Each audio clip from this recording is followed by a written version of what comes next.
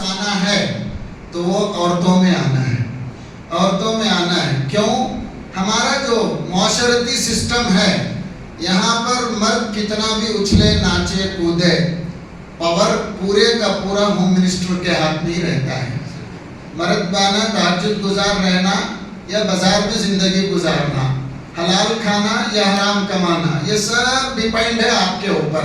آپ پوچھیں گے وہ کیسا؟ کتنا بھی بڑا شیر ہو، اس کی مثال کہتے ہیں نا کہ ایک شیر کی بارات میں ایک چوہا باراتی بن کر چلا گیا۔ شیر کی شادی تھی، دولہا بھی شیر، دلہن بھی شیر، باراتی بھی شیر، تو چوہا اس میں چلا گیا تو دولہا شیر کیا کام ہے تیرا؟ یہاں کیا کام؟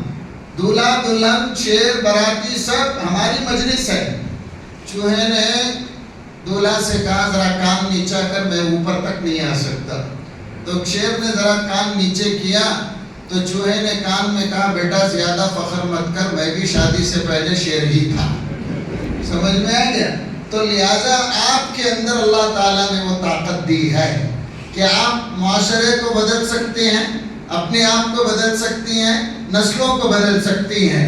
انقلاب آپ کی طرف سے شروع ہوتا ہے اور آپ کی تربیت یافتہ نوجوان نسل اس کو آگے بڑھاتی ہے۔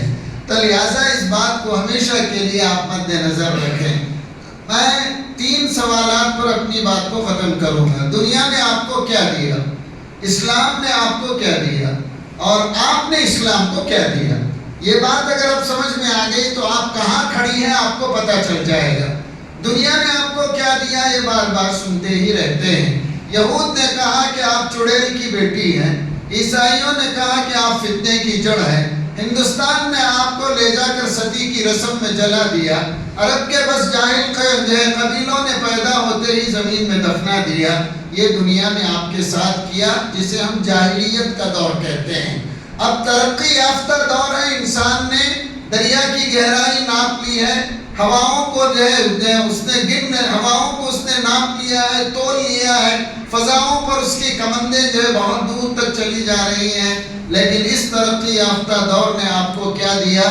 گھر کی رونق تھے آپ، محفل بنایا، محفل میں لے کر آئے، 2 وقت کی روٹی ہاتھ میں تھمائی، جسم کے کپڑے اتروا دیے، آپ سے وہ کام کروائے کہ جو زندگی جس کے اوپر تھو تھو کرتے ہوئے بھی شرم کرتی ہے کہ 2 روپے کے صابن کی ٹکیا بھی مارکیٹ میں اس وقت تک نہیں بکتی ہے جب تک کہ آپ کی جسم کے کپڑوں کو نکال کر آپ کو بتایا نہ جائے۔ یہ موجودہ دنیا نے جو ہے آپ کے ساتھ یہ سلوک کیا۔ اللہ تبارک و تعالیٰ نے اس دین اسلام کے ذریعے جو سعادت اور جو مقام حضرت انسان کو اور عورت کو عطا کیا، اس کو 2 لفظوں میں آپ سمجھ سکتے ہیں۔ ساری کائنات کی نعمتوں کا ذکر قرآن نے کیا، بطور نعمت کے کیا۔ قرآن نے کہیں نہیں کہا کہ اللہ تعالیٰ نے جو تم کو سورج اور چاند دے کر احسان کیا ہے، لیکن اللہ نے 2 باتوں میں کہا میں نے تم پر احسان کیا ہے۔ پہلی بات کے بارے میں فرمایا بَلِ اللَّهُ يَمُنُّ عَلَيْكُمْ مَنْ هَدَاكُمْ لِلْإِيمَانِ، اللہ تم پر احسان جتاتا ہے کہ اس نے تمہیں دین اسلام کی ہدایت دی ہے۔ تو یہ سب سے پہلا احسان ہے جو اللہ تعالیٰ نے ہم پر کیا ہے۔ اور دوسرا احسان اللہ نے ہم پر کیا لَقَدْ مَنَّ اللَّهُ عَلَى الْمُؤْمِنِينَ إِذْ بَعَثَ فِيهِمْ رَسُولًا، اللہ تم پر دوسرا احسان جتاتا ہے کہ اس نے تمہیں محمد جیسا رسول عطا کیا ہے۔ تو ہدایت دی اور محمد صلی اللہ علیہ وسلم جیسا رسول عطا کیا۔ تو اس ہدایت اور جو ہے اللہ کے رسول صلی اللہ علیہ وسلم جیسا رسول ہمیں عطا ہوا، اسی لیے اسلام کامیاب ہوا۔ آپ پوچھیں گے وہ کیسے؟ میں لمبی چوڑی تقریر کے بجائے چھوٹی سی مثال دوں۔ لندن کا سفر تھا، ایک ہی فلائٹ میں بازو بازو کی سیٹ پر بیٹھے تھے سید سلیمان ندوی اور رابندر ناتھ ٹیگور۔ سید سلیمان ندوی رحمۃ اللہ علیہ نے رابندر ناتھ ٹیگور سے پوچھا کہ بتاؤ ٹیگور جی کہ راجا رام موہن رائے نے دنیا کے تمام مذاہب کی اچھائیاں لے کر ایک مذہب بنایا، ایک دین بنایا، لیکن وہ چلا کیوں نہیں؟ دنیا کے ہر مذہب کی اچھائی تھی۔ تو رابندر ناتھ ٹیگور نے جو جواب دیا، میری بچیوں ذرا غور سے سنو اور اس کو اپنے دل میں بٹھاؤ۔ رابندر ناتھ ٹیگور نے کہا سید صاحب لیکن مذہب کو چلانے کے لیے اس کے پاس نمونہ نہیں تھا۔ اسلام اس لیے کامیاب ہے کہ محمد صلی اللہ علیہ وسلم اس کے مکمل نمونہ ہے۔ تو فرمایا کہ آئیڈیل زندگی اللہ کے رسول کی ہے، اس لیے اسلام کامیاب ہوا۔ تو لہٰذا یہ دنیا نے جو کچھ خواتین کے ساتھ کیا یا کر رہی ہے، اس کو بہت زیادہ وضاحت کے ساتھ کہیں کرنے کی ضرورت نہیں ہے۔ ہوس کی دنیا میں لا کر بٹھا دیا، نہ جانے اس کے ساتھ کتنا برا سلوک کیا کہ سوچ نہیں سکتے ہیں، سوچ نہیں سکتے ہیں۔ اب آئیے کہ اسلام نے آپ کو کہہ دیا۔ اس وقت دنیا کا سب سے بڑا مسئلہ یہ ہے، آپ جماعت اسلامی کے ماتحت ہیں، جماعت اسلامی کے ماتحت ہے۔ جماعت اسلامی ایک تحریک ہے۔ ہندوستان کے مدارس کی تاریخ میں اگر میں بڑے بڑے علماء ہیں میری بات کو جو ہے جرأت رندانہ سمجھ کر معاف کر دیں، ہمارے ہاں ایک نظام چلتا ہے جہاں فقہ ہی فقہ پڑھائی جاتی ہے۔ ان کو کاؤنٹر کرنے کے لیے پچھلے 100 سالوں میں سلفی مکتب فکر پورے آب و تاب کے ساتھ ریالوں کی پشت پناہی کے ساتھ مارکیٹ میں آیا۔ ادھر فقہ تھی اور ادھر حدیث تھی۔ افسوس کی بات، زندگیوں کو بدلنے والی کتاب قرآن کا دونوں کے پاس کوئی مقام نہیں تھا۔ لہذا جو ہے میرے پیر و مرشد شیخ التفسیر حضرت مولانا سید عبدالکبیر رحمۃ اللہ علیہ فرمایا کرتے تھے، قرآن کی مدد کرو، یہ سب سے زیادہ مظلوم ہے، یہ سب سے زیادہ مظلوم ہے۔ لہذا اس جماعت کی پہچان ہی اللہ کی کتاب ہو، تھی اور آئندہ رہنا چاہیے۔ یہ مرکز ہے، قرآن سے جتنا انسان جڑے گا اندھیروں سے اتنا ہی دور چلا جاتا رہے گا۔ تو لہذا جو ہے اسلام نے آپ کو کیا دیا اور جس سسٹم میں آپ کو لایا گیا، موجودہ سسٹم اس کا کبھی تصور بھی نہیں کر سکتا ہے۔ اللہ کے رسول صلی اللہ علیہ وسلم نے دنیا کے دیے ہوئے تمغے آپ کے ہاتھ سے چھین لیے کہ شیطان کی بیٹی، چڑیل، فتنے کی جڑ، ستی کی رسم کا حصہ، زمین میں درگور کیے جانے والی یہ تمغے تھے عورت کے پاس۔ ان سب کو چھین کر کہا اگر تو ماں ہے تو جنت تیرے قدموں کے نیچے ہے، اگر بیٹی ہے باپ کو جنت میں لے جانے کا ذریعہ ہے، اگر تو بہن ہے تو شفقت کا آنچل ہے، اور اگر تو بیوی ہے میدان حشر کی ہولناکی میں عرش کے سائے میں اپنے شوہر کو لے جانے کا سبب ہے۔ اللہ کے رسول نے یہ مقام اور یہ مرتبہ دیا۔ آپ کو جو مقام اس اسلام نے دیا، بھلا اندازہ لگائیے کہ کتنا مقام اللہ تبارک و تعالیٰ نے دیا۔ دنیا کی ہر قوم نے آپ کے ساتھ کانٹیکٹ کیے، ہندو دھرم نے آپ کو اپنی بیٹی مان کر کنیا کو دان میں دیا۔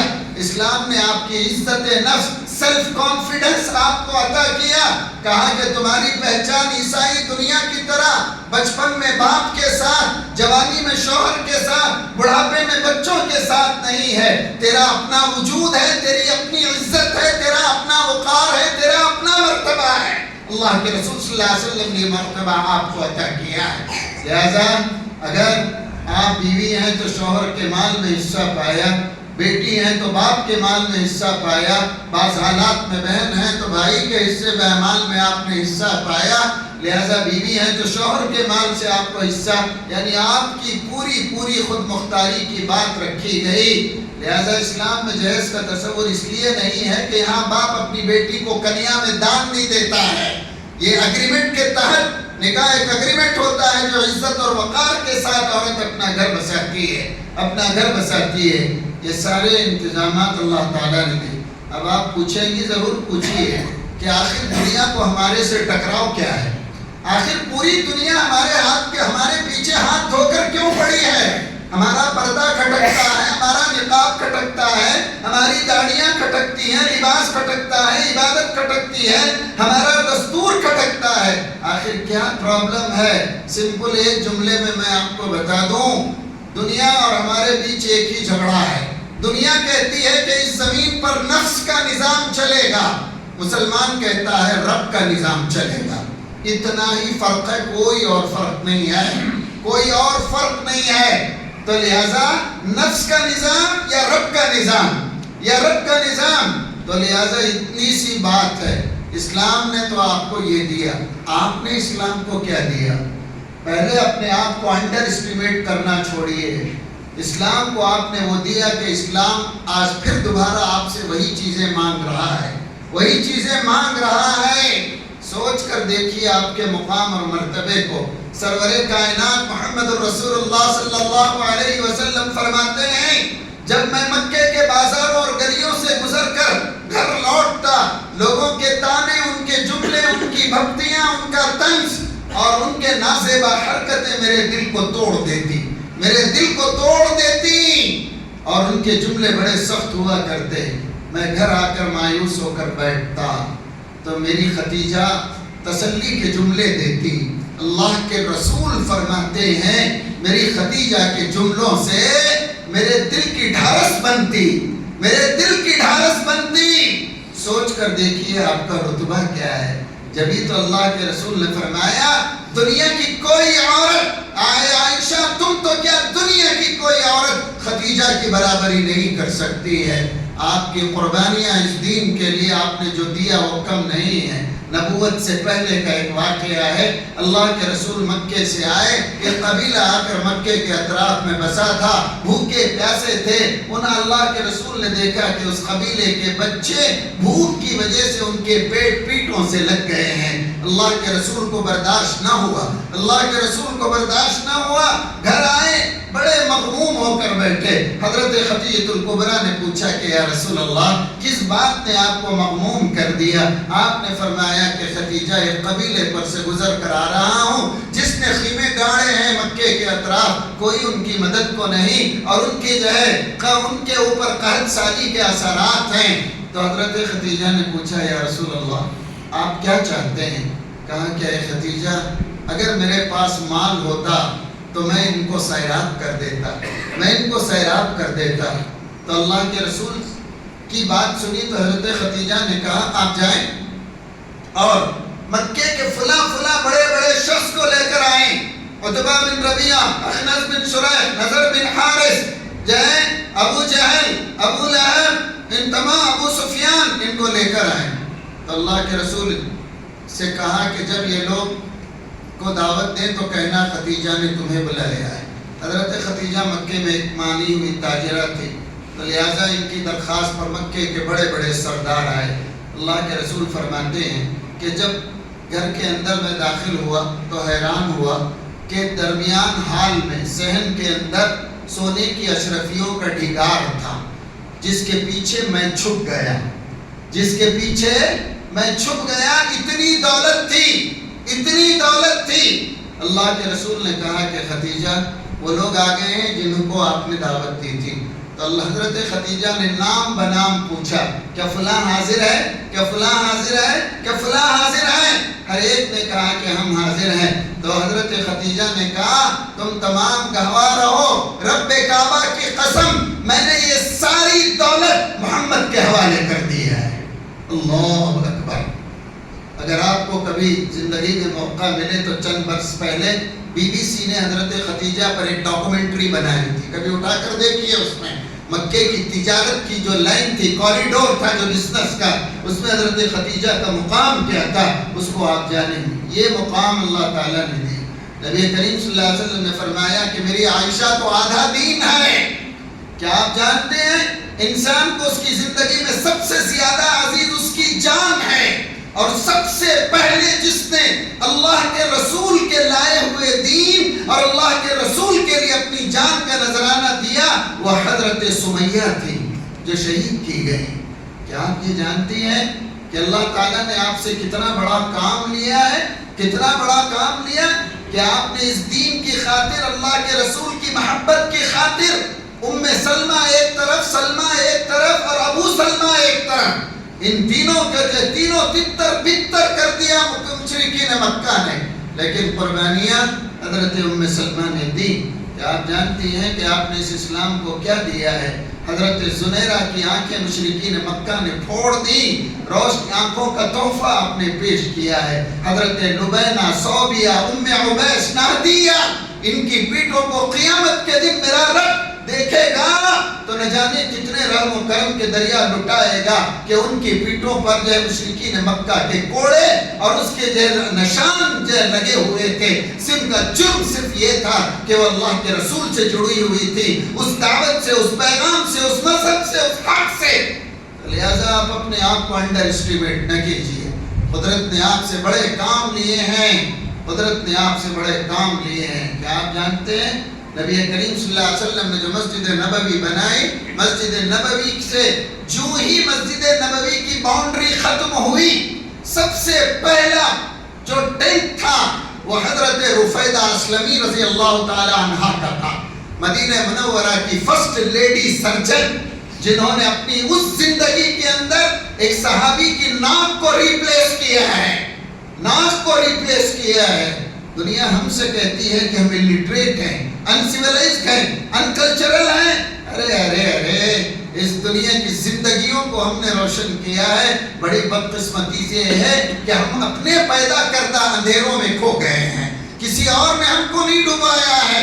ہم آپس میں اپنے ہو گئے، مسلک میں الجھے، مذہب میں الجھے، خاندانوں میں الجھے، زبانوں میں الجھے، رنگوں میں الجھے، نسلوں میں الجھ کر رہ گئے. ہم نے وہ مقام جو اس کو اللہ نے ہم کو عطا کیا تھا، ہم نے اپنے آپ کو.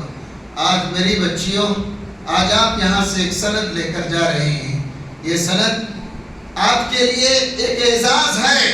اسی وقت آپ کے پر محنت کرنے والا ادارہ، یہ جماعت، آپ کی معلمات اندھیروں کی دنیا میں آپ کے ہاتھوں میں روشنی کے چراغ دے کر بھیج رہے ہیں. اچھی طرح یاد رکھیے، اندھیروں کو کوستے رہیں گے تو مرتے دم تک کوسنا ہی پڑے گا. اندھیرے کو ہٹانے کا ایک ہی راستہ ہے، اپنی طاقت کے مطابق اگر 1 روپے کی موم بتی بھی ملے تو جلائیے، تاکہ اس کی روشنی تک اس کا اندھیرا چھٹ کر رہ جائے. آپ جو سند یہاں سے لے کر جا رہی ہیں، جو علم کی سند ہے، اس کو عمل کی روشنی میں یقین اللہ کی ذات پر اور اس کی ذات پر توکل کرتے ہوئے ان اندھیروں کو اجالے میں بدلیے. بکھری ہوئی انسانیت کو اکٹھا کیجئے. ظلم و ستم کا شکار انسان کو اس ظلم و ستم کے اندھیروں سے نکالیے. آپ خیانتوں کے اس بازار میں امانت کے پیغام بن کر جائیے. قاتلوں کے اس ننگے دنیا کے اندر آپ مسیحا انسانیت کا پیغام لے کر جائیے. آپ پاسبان بن کر جائیے اور کبھی بھی اپنے آپ کو آپ انڈر اسٹیمیٹ ہرگز نہ کیجئے. اللہ تعالیٰ نے آپ میں وہ بڑی طاقت دی ہے. چرچ آف انگلینڈ کے سب سے بڑے پوپ کا ایک جملہ میں نقل کرتا ہوں کہ جس نے پادریوں کو نصیحت کرتے کہا، دنیا کی ہر قوم ہمارے جھانسے میں آئی، مسلمان نہیں آیا، وہ کبھی کنورٹ نہیں ہوا. تو اس نے کہا آپ بے وقوف ہیں، پاگل ہیں، اس قوم کو کبھی مذہب کی عیسائیت کی دعوت نہ دو. اگر چاہتے ہو کہ مسلمان ہمارے پالے میں آئے، ایک ہی راستہ ہے، مسلمان ماں کی گود کو اجاڑ دو، مسلمان ماں کی گود کو اجاڑ دو. تو لہذا آج دنیا آپ کی اور ہمارے ساتھ یہی کر رہی ہے. آئے دن کے واقعات، چونکہ سوشل میڈیا بہت تیز ہے، لہذا آپ دیکھتی ہیں کہ ہر خبر یہاں سے وہاں تک پہنچتی ہے. بچیاں بھاگ گئیں، وہ ہو گیا اور یہ ہو گیا اور وہ ہو گیا. حالانکہ کبھی آپ کو لگتا ہے مدرسے کی پڑھی ہوئی بچیاں چلی گئی، باپ دیندار ہے، تہجد نہیں چھوڑ رہا ہے، جماعت میں لگا ہوا ہے، فلاں ہے، لیکن بچیوں میں دین نہیں. کیوں نہیں صاحب؟ اس لیے کہ ہم عبادتوں کو رسم بنا کر کرتے رہے. ہماری فکر اور ہماری سوچ کبھی اسلامی نہ بن سکے، کبھی اسلامی نہ بن سکے. اسی لیے کہا نہ کہنے والے نے، قوت فکر و عمل پہلے فنا ہوتی ہے، پھر کسی قوم کی قسمت پہ زوال آتا ہے، زوال آتا ہے. ہم چلتی پھرتی میتیں ہیں جن کے جسم پر اسلامی لباس پہنا دیا جائے، داڑھی رکھوا دی جائے، لیکن دل اور دماغ یورپ کے لیے، اسلام دشمن طاقتوں کے لیے دھڑکتا بھی ہے اور بھڑکتا بھی ہے. تو لہذا فکر کو تبدیل کیجئے. جب تک فکر نہیں بدلے گی، آئیڈیالوجی کی جنگ ہے اس وقت پوری دنیا میں آئیڈیالوجی کی جنگ ہے. آپ کو اسلامی آئیڈیالوجی کا آئیڈیل بننا ہے. اگر آپ نے یہ طے کر لیا تو اچھی طرح یاد رکھیے، جب فکر بدلے گی، اعمال بدلیں گے، طریقہ بدلے گا، سوچ بدلے گی، سوچ بدلے گی. ورنہ صرف آپ مدرسے بدلتے رہیں گے، شیخ الجامعہ بدلیں گے، امام بدلیں گے، خطیب بدلیں گے، کبھی کچھ ہونے والا نہیں ہے۔ اقبال عظیم کا ایک بڑا اچھا شعر ہے جس نے بڑی پتے کی بات کہی، بدلنا ہے تو رندوں سے کہو اپنا چلن بدلیں، بدلنا ہے تو رندوں سے کہو اپنا چلن بدلیں، فقط ساقی بدل دینے سے میں خانہ نہ بدلے گا۔